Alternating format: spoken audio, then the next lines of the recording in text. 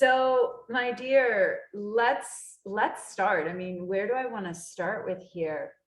I think where I want to really, how did you first start doing this work? Because I think, there's a story behind why we teach this somatic and this embodiment work, and I always love them because they're very powerful. Tell me how you came to do this work. I've been asked this before, and I always say out of the womb. It started out of the womb. And I also, I know that you can relate to this.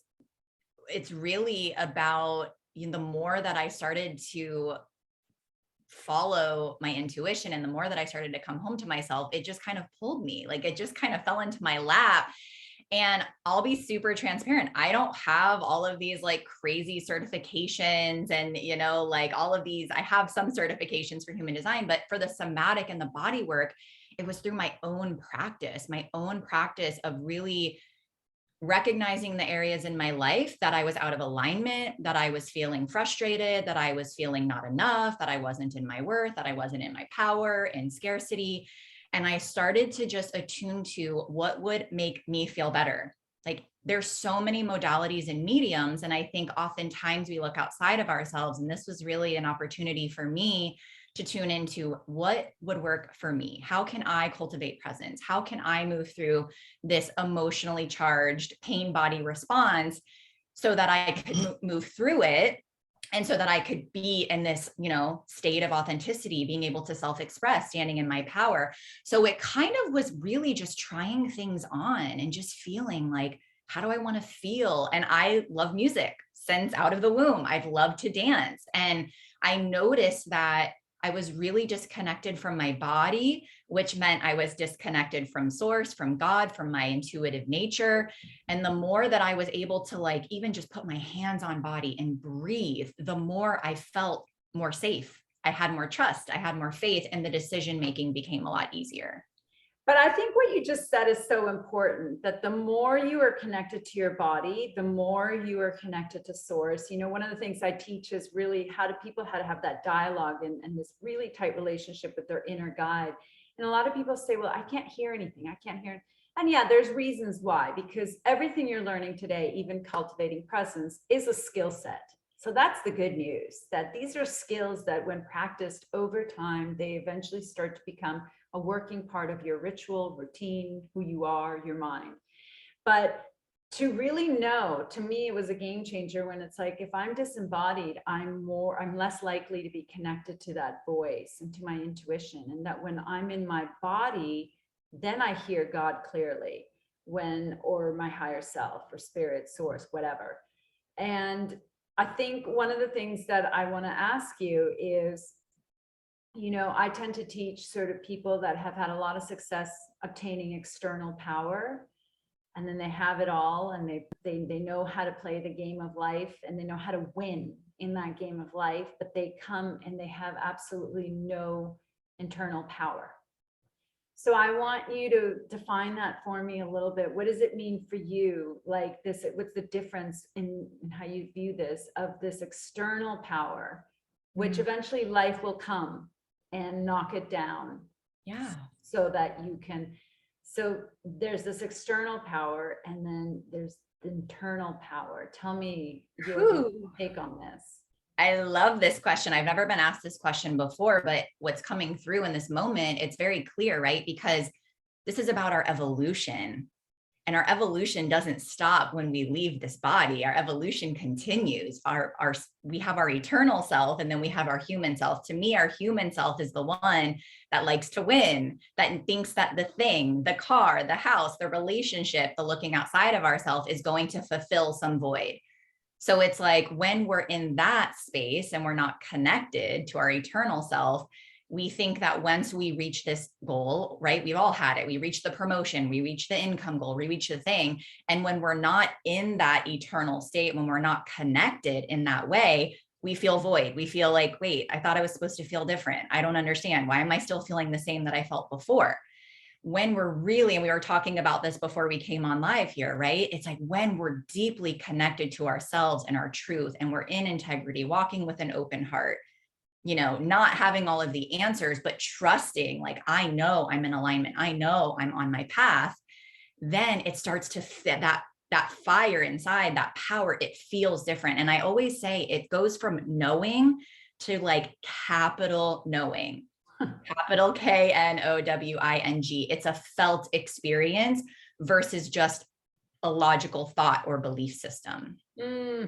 I love it. And I wanted to presence that concept because this is an activation here. We're getting activated. There's transmission. There's new things that are just like lights that are coming on, bling, because you heard something and it's truth. So your body's responding to it.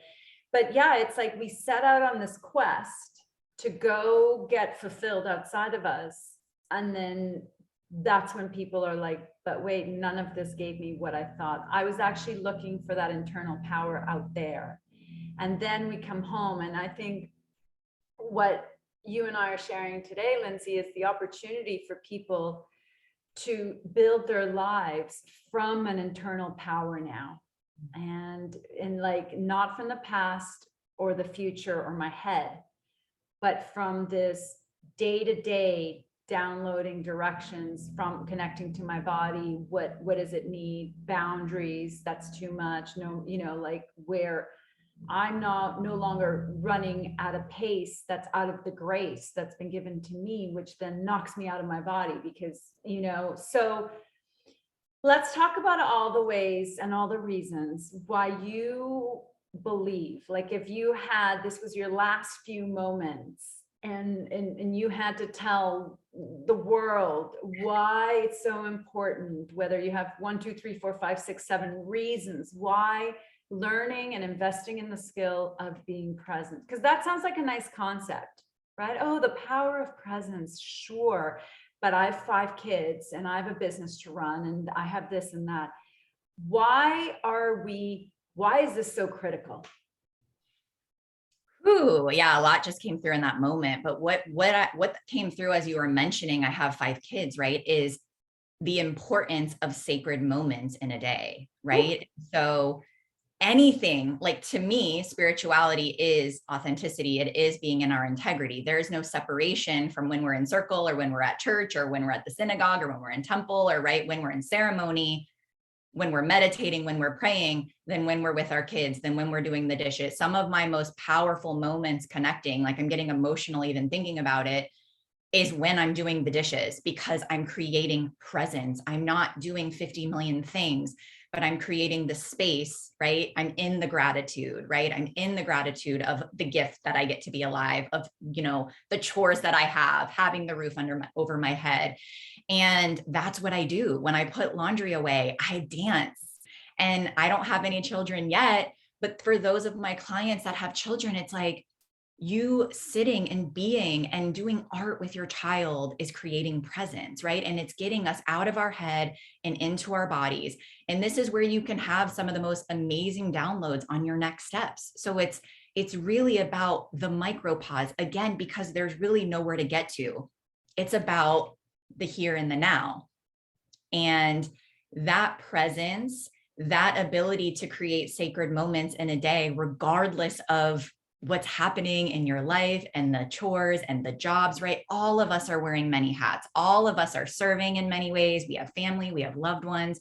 And so this really helps to simplify that. If you feel like you don't have time, you have an opportunity to create the clarity and to create the downloads and to receive the messages simply from bringing that into your day-to-day life. There is no separation at all. Yeah. Ooh. Beautiful. And you said so many things too. Like, but that was one. Yeah. Okay. So I'm going to give it back to you now. I'm not even going to comment. Go ahead. What's a second reason? Again, it's your last speech about why it's so pivotal. What would you say? Yeah. So really, when we're operating from what's next, right? When we're in the fear of the unknown, we absolutely can't be in the present moment. And when we're worrying about the past, we absolutely can't be in the present moment. And when we're in those states, we're actually in our bodies. I know you can appreciate this. In our bodies, when we are not in presence, we are not releasing oxytocin. We're in fight, flight, or freeze. We're releasing cortisol. We can't be releasing oxytocin and cortisol at the same time. We cannot feel safe in our bodies if we're running rampant in the future and reliving our past. So this absolutely creates dis-ease in the body when we're operating from not enoughness. What's next? What's next? Oh my gosh, I shouldn't have done this. I should have said this. What's this person going to say? What am I going to do? And so there's two ways, right, that we are shown that we get to evolve, and it's through dis-ease in the body, right? Our body telling us that something isn't aligned, or through relationships. So I'll leave it there, that's the second piece, that it's really, really important for our body temple to be in a place of safety, and safety equals presence in the body. And not only that, it's like for those of us that have chronic conditions, health issues, and we're outside of us looking doctor to doctor, but I'm always in the future, or I'm always regretting and lamenting the past. It's like the medicine here is not necessarily go take a pill. It's again, learning and cultivating the skill. That's why I asked this question, because and it's beautiful. And what I also found fascinating is that when I'm in fight or flight, I release cortisol or adrenaline, and those hormones move me into separation right away. So I no longer feel like I'm one with my creator or with the world. That means that I'm now in like the world's shortchanging me. I'm all alone. So victimhood comes in a lot easier. All because I'm not in the present moment. Like that's like so ludicrous to me, right? And this whole oxytocin that you say, which is the bonding, right, chemical that allows you to really change neural pathways in the brain a lot easier. Like fight or flight, it's like, I mean, I just wanted to repeat the importance, because that's huge what you just said. And also health-wise, maybe the problem isn't really the high blood pressure. I mean, it's manifested into that, but it's that I can't still let go of what my grandma did to me 15 years ago. And every time it comes up in a relationship, I go to blaming her.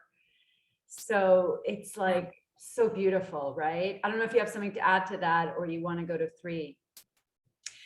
No, I mean, and this is like the higher practice, right? Well, I think I'll touch on that after 3, but what's coming through that first, right? The first one was really around like, I don't have time, or I'm overwhelmed. So it's like, great, this is part of being a human, right? This is how we create the space, is we bring it into our day and recognize there is no separation. The second piece is we want to feel good in our bodies, right? It's not even right. Of course, dis-ease is not some, our body has multiple ways that we communicate, but ultimately, we can't be of service. We can't be in that innate power. We can't be in like that authenticity. We can't be the best parent we can be, the best leader we can be, the best woman or man we can be, if we're not feeling good in our bodies, in this body temple. And so the third one is really about feeling good. I mean, ultimately, I believe that we came here, of course, to evolve and to feel good. This is the only dimension in this earth plane that we can like taste the food and like feel the fabrics on our skin and feel the breeze and have the sun shining on our face, and really to, again, be in that felt experience. And when we're feeling good, things become easier, right? We don't have that emotionally charged response. We are able to become the observer, right? Feel the emotion, have the experience of the traumatic, like when the grandma triggered us or something happened 15 years ago and now it's coming up, we're able to feel it, right? And then we're able to become the observer. And then we can walk with an open heart. Then we can recognize that we all are whole. Mm-hmm. Mm-hmm. We all contain the shadow and the light and everything in between. So nobody's doing anything to us. We are co-creating everything in our life. And this is really where I feel it's like this pillar of light in the eye of a hurricane. No matter what is happening in our external world, whether it's on a micro scale or a macro scale, we can all relate to this right now. I get these questions all the time, and I'm sure you do too. It's like, how do you do it? How do you show up? How do you feel so alive and you look so vibrant? And this is it, because I'm not disowning parts of myself. I'm not in blame, right? I'm not in judgment. When I find the judgment, when I meet the judgment with love, reparent, nurture, and then I choose a new vibration. I choose a new emotion. I choose a new way of being. Ooh. So I just, that's number 3. And I just want you all to start to see the benefits of learning the skill, because it's almost like we're trying to sell you if you want to learn how to the power of presence. I always think that whatever you are going to invest your time in, there has to be value.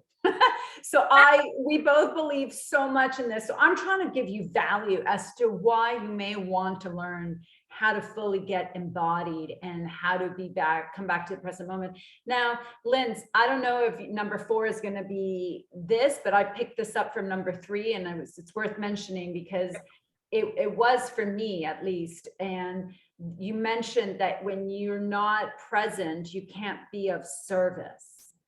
And so I don't know if that's going to be number 4, or we're going to talk about this for a sec now. That's another reason, because when you're not present, you're not connected to the most powerful voice that knows what happened 10 years ago and what's going to happen 10 minutes from now, 10 years from now, 20 years from now. It can see the past, present, future, and I can gather information from this voice only when I'm present.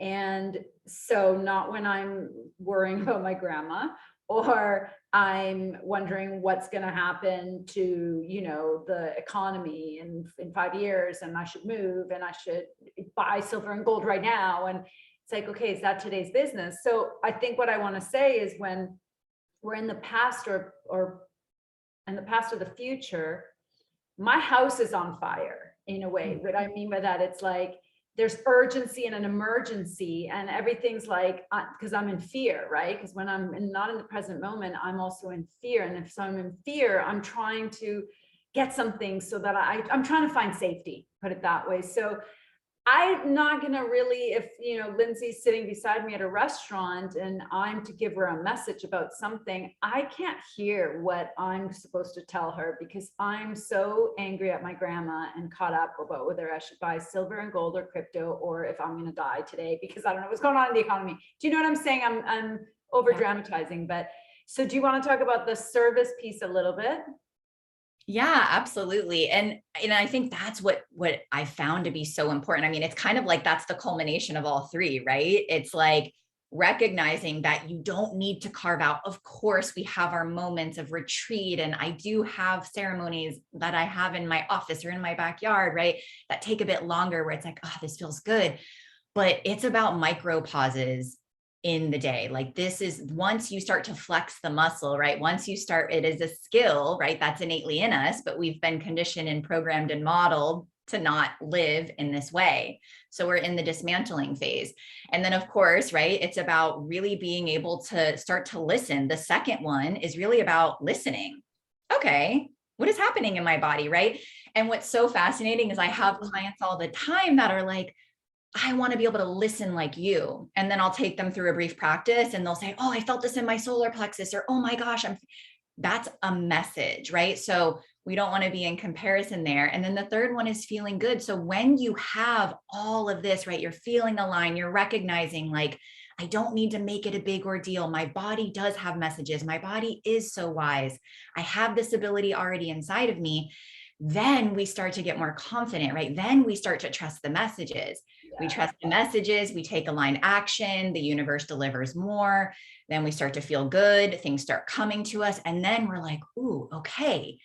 And that's really the biggest piece. That feels so much more fun, from this curiosity and wonderment of life, of truly knowing I receive messages. I don't always understand them. Sometimes I take longer to integrate. Sometimes I act on them right away. But just knowing that when I'm in this place of presence, I will never be steered wrong. And that is the ultimate faith muscle. Amen. It's the ultimate faith muscle. I'm not afraid to die. I'm not afraid of the economy. I'm not afraid of the war. I'm traveling next week overseas, and I just have full trust because I know wwho I am and I know what I came here to do. And let's talk a little bit about that and what you're doing next week, because we haven't talked about this live or off the live here, but you and I have similar stories, because when you're going to Egypt, and so what a lot of people might say, oh my God, you're crazy for going to Egypt right now, and da da da. But this is what happened to me also 5 years ago. This is after the attacks happened in Paris. And this is when I was traveling the world, and I was in Malaga in the south of Spain. I had an apartment there. I was just traveling. And I remember my mom calling and saying, you can't go, just come back home. And I'm like, where? To New York, where like 9/11 happened? Like, how do you know that that's where? So I said to her, this is what I said, and this is what you're just saying right now. I precisely said, Mom, no one knows except my own inner guidance, and I have to sit and listen to see what I'm being guided to do. So I'm going to ask. And if I hear don't go, I will not go. But I want you to know that if I hear go, I'm going to go. Because I've learned to trust that, like you said, this voice never steers me wrong. It's got my personal prescription, and nobody knows it. And so this is another skill that you can only really cultivate when you're in the present moment. So I love, like you're saying that your inner guide said, yeah, you're going. Like you need to be there at that time. And you know that is because that's exactly what's for you. And you're not in fear. You're not in the future of what could happen. You're present. I just think that's very, very powerful. And my mom did the same thing. And, you know, the message that came through then is like, as humans, we judge what we do not understand. We demonize what we do not understand, right? It's like we try to control what we do not understand. And there's my family in particular doesn't understand this path that I'm on. However, they trust me, they love me. Of course, they're going to have their moments, but they know that I'm going to be who I am, just like I've always been. You know, I've always been this like courageous, adventurous. Although now there's a new layer of full trust of knowing exactly what I came here to do. And even though I don't have all the answers, this Egypt trip feels like, okay, there's something that will be unlocked here. Again, not over putting pressure on myself, not trying to figure it out. Maybe it'll be consciously when I'm there. Maybe it'll start to unfurl months later. I don't know. But that's the key is, you know, to me, it's like with the war going on, whatever I do is I ask myself, okay, where am I a tyrant? Like, where am I at war with myself? Like, it just helps me to recognize that I am also part of the co-creation of what's happening on the planet. And the more that I'm in presence and in my innate power, the more I feel like I'm helping humanity detach from that judgment and control and being at war with ourselves. So that could be number 5 right there too, that, you know, the more that I'm in, do we want to really help the world? Go practice and master the power of presence, right? Because that's, oh my God, I can keep on talking about this. I wanted to bring up one concept because I know you're going to walk us through a very delicious practice. And I say delicious because to me, Linz, I don't know about you, but when I come to presence and I'm in that moment and I'm listening and it's me and there's the candles and it's the morning and my blanket and I'm still sort of in my ceremony, as you would say, there's nothing I nowhere else I want to be, nothing else I want to do. It's like I found a source of my joy when I'm fully in stillness and present and I can be in my body there. It's like, tell me about this. It's this quality I can't, that it's so, it's like I've been searching for this everywhere. This is really powerful because this is actually the ticket. This is actually why so many people are afraid, because we've been modeled to not feel our feelings and the numbing, the avoidance. We all have those, you know, places that we go, right, to avoid, which is what? Not presence, which is the scrolling social media, which again, again, like no judgment, but some of us it's alcohol, you know, some of us it's social media, some of us it's Netflix, whatever it is, it's noticing, I don't want to feel this feeling, I'm feeling emotionally charged, and just notice where we go. And what you're expressing to, you know, is what I've experienced, what you've experienced, what my clients and colleagues have experienced, is you're on the other side of it. Because so many of us don't want to be intimate with ourselves. We're afraid to go there. We're afraid of what's going to get uncovered. We're afraid I'm not going to like myself. We're afraid this is going to hurt too much. And we're living proof that it is so just the bliss and like the peace and the serenity that gets uncovered in the process, that is, like the bridge. So we can choose suffering, which is the perpetuity of like repeating the same patterns and the avoidance and the not being happy in my job or my relationship or where I'm living, because we're so afraid to feel the feeling. But once we feel it, it transmutes into something more beautiful and expansive. And then there's more space to feel and to be excited about the stillness and to be proactive in creating the presence and the stillness. It doesn't feel like a fight anymore. What hurts is the resistance, right? That's what hurts. Yeah. And I think there's 2 points before you walk us through that I feel are important that came through. The first one is, I want to add to your list and for you to expand on it it's the ultimate posture of receivership, presence, right? Like when I can be fully present and in awe of what's in front of me, like that's the receivership posture. It's not let me affirm all day long and be in the past. And those things work in certain moments, but tell me more. Well, what just came through, right? It's so the piece of like manifestation, which we heard gets thrown around a lot. Like first, it's really like, okay, like meeting the shadow parts of us, meeting the hurt, meeting the traumas, meeting those emotions, right? And that's the energetic piece, right? It's like, okay, working with the energetics. Then once we're attuned, right? Like once we've met it and we're like, ooh, okay, this feels better. We take the aligned action, right? We take the aligned action. And then what happens? We're able to receive. So surrender is active. It's not passive, right? So we actually, once we have all this space and energy, then we're like, ooh, I'm of service. I get to give, I get to show up. I get to be this light. And then what happens? Then, source begins to deliver. And a lot of times we go, oh my gosh, I'm not right. Or we can be in the wonderment and the awe. Being in receptivity, I always just go back to that childlike wonder of what a gift. Like I've done the work. I've done this exploratory work. I've taken the action, like while following my higher self, while feeling attuned. And then I receive, I like bask in it. I don't rush to the next thing. And the awe and wonderment I find helps not to like go back and want to, retreat and not be in the self-worth conversation, not be in the control, not be in the overwhelm.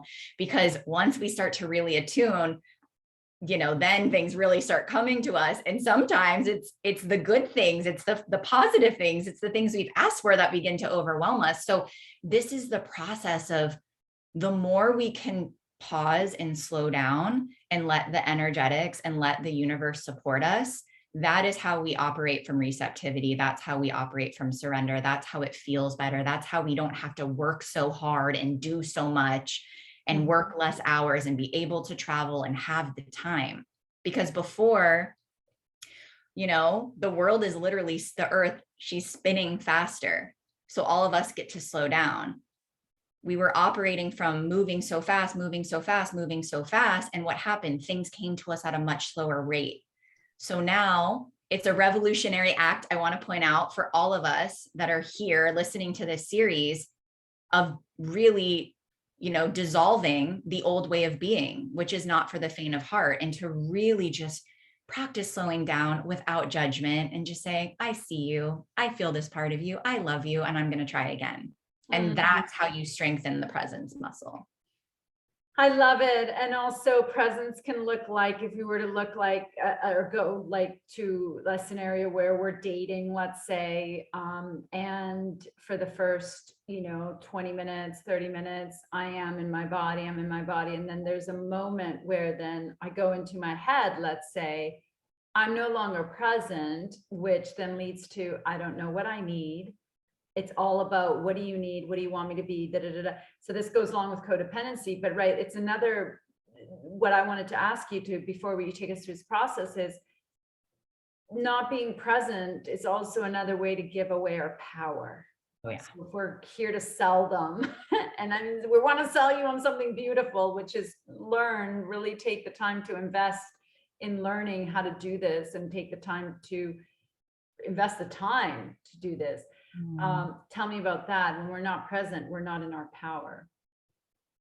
Yeah. And I think this kind of is a beautiful way to a full circle, right? Around like that external versus that innate power, right? Because when, and I always just love, especially during this potent time, things are coming up for our healing, right? So when we're in that emotionally charged, like, why did this person say something? Or, oh my gosh, this is happening, right? It's coming up for our healing. It's showing us the places within that we're not free, which means we cannot be in our innate power. So that's again, like, that's how you really start to be like, wow, what a gift. Okay, there's more here. I thought I made it through this. I thought that I was on to something else. This is where we see everything's not linear. The deepening continues. And so that is the power of it. It's like, okay, this is where I'm giving my power away. This is where I'm people pleasing.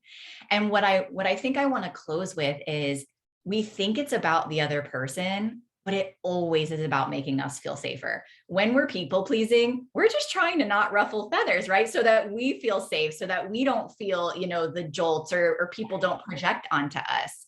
So this is the beauty of like, wow, everything is co-created.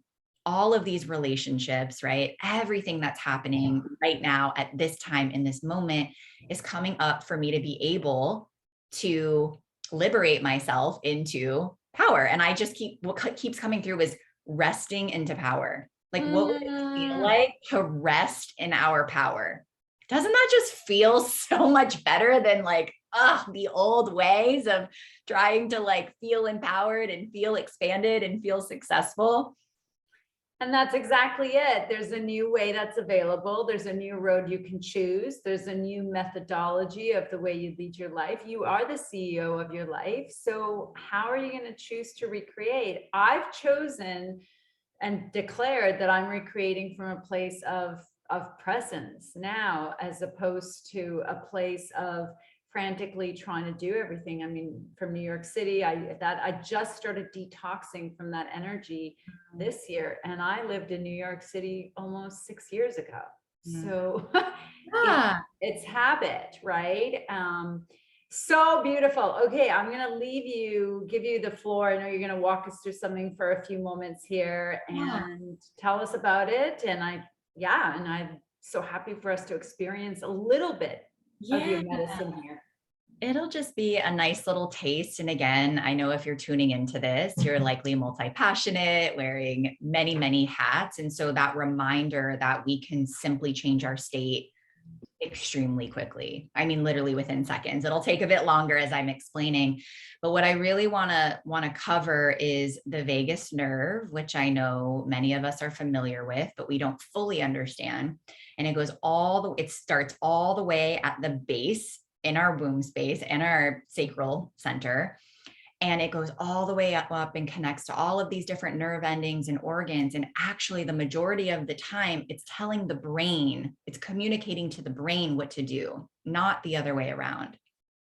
So I like to have a solid foundation. I like to understand anatomically what's really happening in the body. And so when we can really like take that in, that the largest nerve center in our body is actually fielding all of these ways of communication. Am I safe? Am I not safe? Do I want to say yes to this person? Do I want to say no? Should I go here? Should I not go here? It's all through presence. And so the vagus nerve is then able to say, okay, we're safe.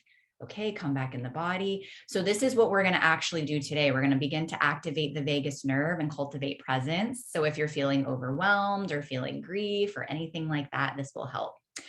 All right. So hopefully you're in a chair. If you can, it would be supportive. And what I want you to do is open your legs just kind of as wide as possible. What I notice when I do this, it just kind of helps create more of like a sturdy pillar to really feel rooted and connected to the earth.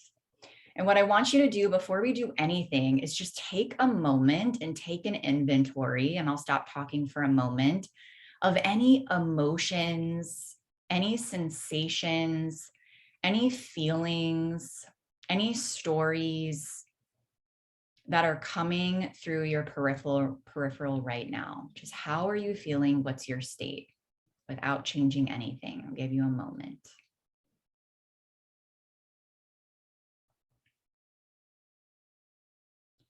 So you may notice that maybe your breath is shallow. You may notice your heart is beating fast. Maybe you're feeling a certain pain in a certain area of the body. This is all feedback.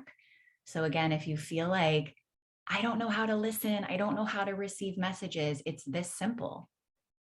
You just start by noticing. If you have a journal nearby, I invite you to simply write that down. Just write your state down prior to this exercise. If not, that's okay. And what I want you to do is I want you, if they're not already, have your palms up on your thighs. I want you to have a straight back. This helps open all the energy centers so everything can flow more fluidly. And I just want you to kind of like lean back into your back body. Your back body, this is actually your ka body, which is actually more of the feminine, the more receptive side. And why I love it is because when you do this, it aligns all of your energy centers.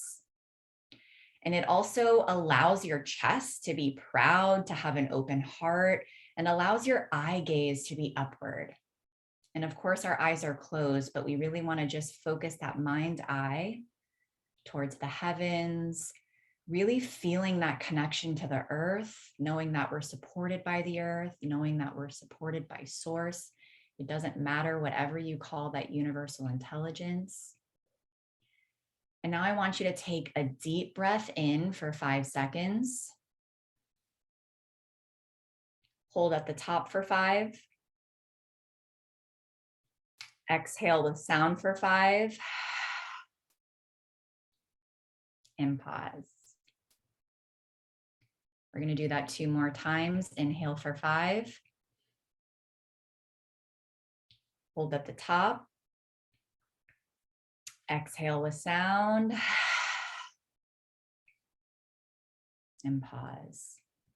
And I want you to do this last one on your own. So as you're inhaling, right, you're giving all of this life force energy all the way down to your belly. You're holding at the top and feeling what it feels like to be in this expansive energy. Then you're letting it out. You're expelling the energy. And then this is the part that so many of us miss, is the fertile void, the pause between the exhale and the inhale. This is where all of the divine messages come in. So now what I want you to do is notice. Did anything new come online? Do you feel different? Do you feel calmer? Your state may have not changed at all, and that's okay. But just notice, did something shift? Do you feel more energy? Do you feel more alive? Do you feel more clarity on something? Did a message pop through? Did a photo pop through? Did a symbol pop through? And simply write it down. Just briefly write it down if anything shifted. And if no shift happened, that's absolutely more than okay. And now what I want you to do is, as you're taking that inhale, I want you to lift your arms up over your head and start to stretch the body a little bit more.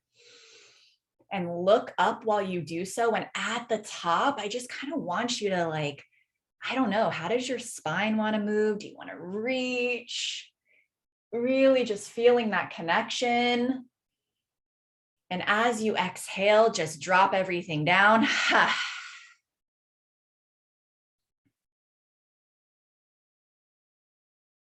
And pause. We're going to do that 2 more times. Inhale. Hold at the top and just move a little. Then drop everything down. Pause. One last time. Really stretch. Biggest breath of the day. Hold at the top, feel that support, feel the connection of the earth, feel that divine support, and let everything just soften and fall. Pause.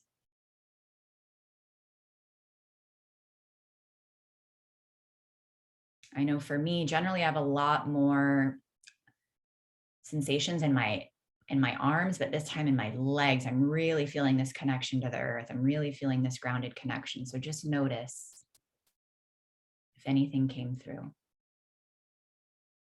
Trust yourself, because when we're in presence, it's truth. When we're connected to the truth of the present moment, it's absolutely truth. There's absolutely something here for you. So trust it. Now we're just going to end with something really fun. We're going to do this one more time. And so we're going to inhale up again with those arms above our head. And what I want you to do is I just want you to shake everything out. So just shake, shake, shake, shake, shake, shake, shake, shake your head, stomp your feet. Whew. Okay, and now leave your palm side up on those thighs. I'm going to be quiet for a moment and just feel what it feels like to be connected to the unified field of the present moment.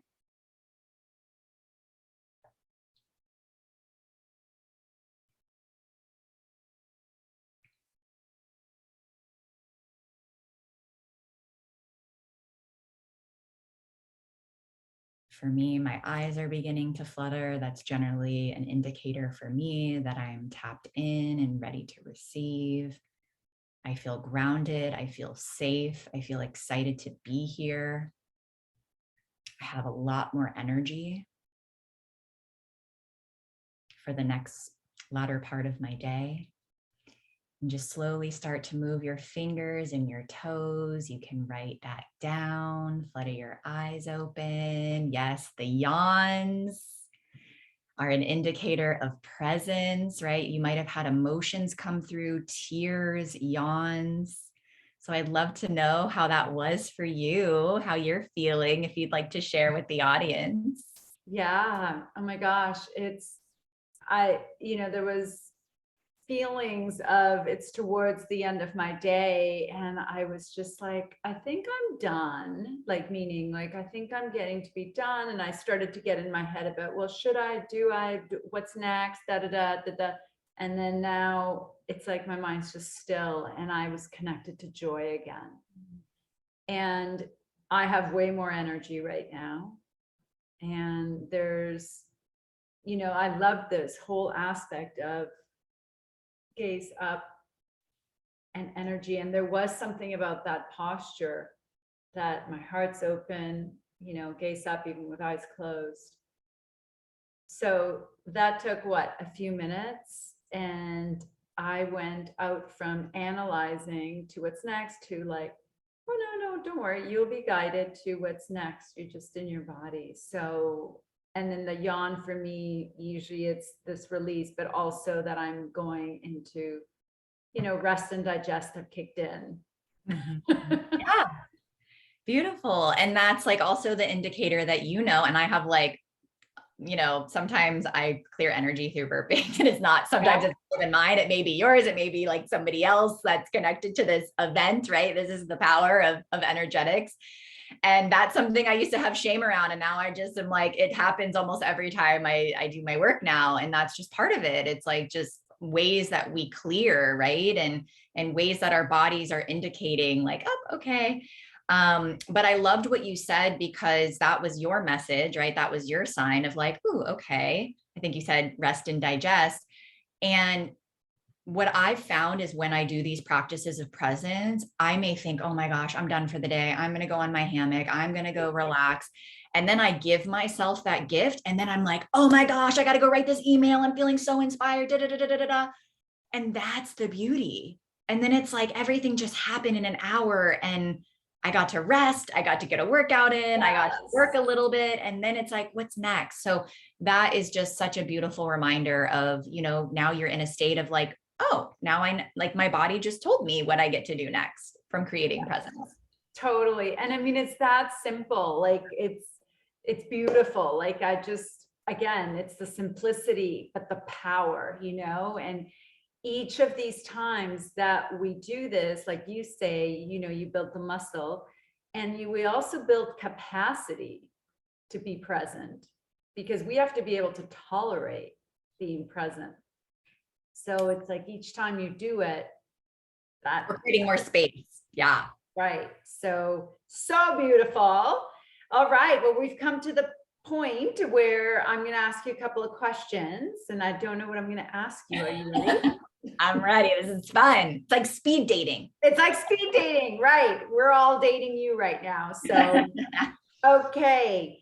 Do you remember a specific moment where you knew that it was outlining your mission or destiny?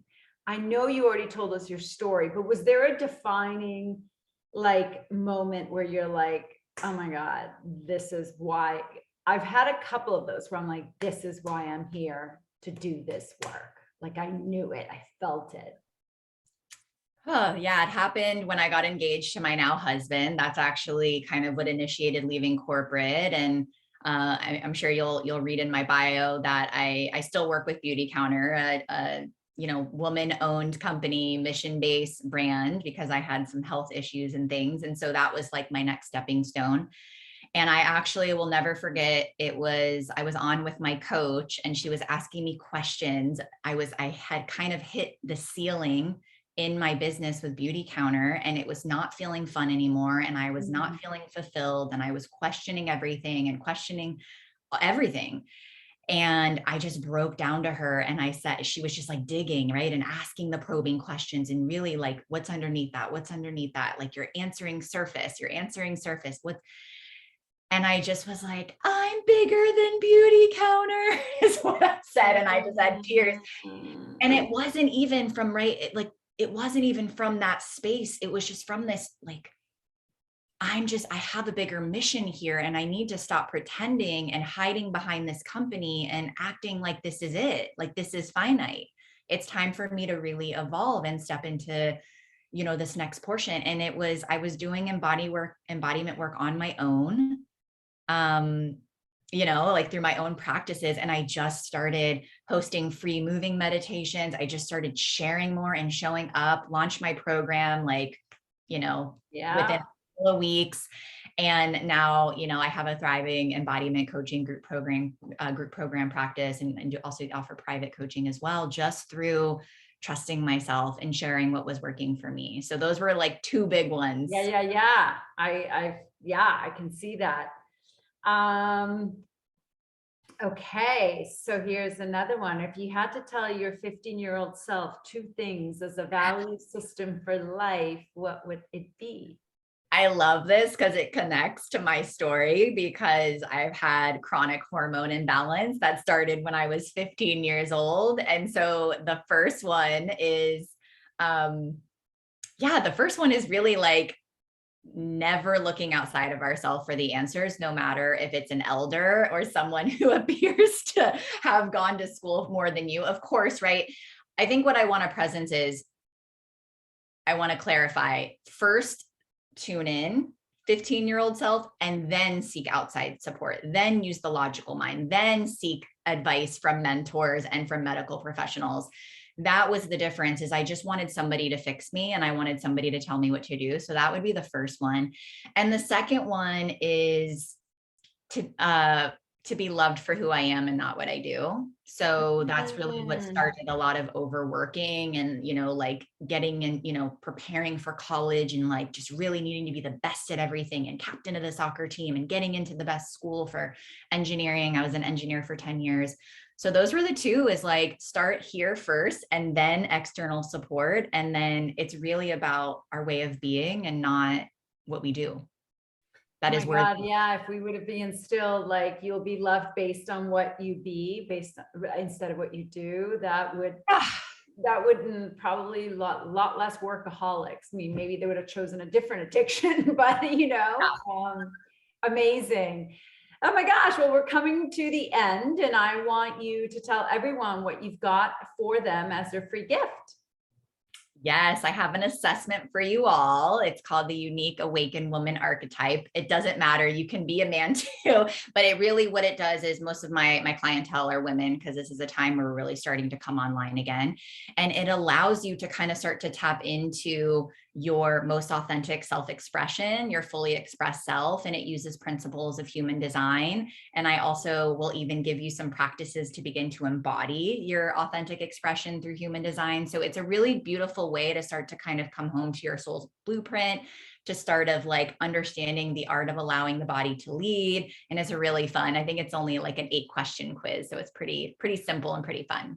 Beautiful. And we didn't even get to talk about human design. There's so much, but we weren't supposed to. So, but so the link to get that is right below. So get that. And I want to hear what was most impactful for all of you today. Go to the Facebook page, dialogue with me. Tell me what you're going to take action on. Tell me about an aha moment.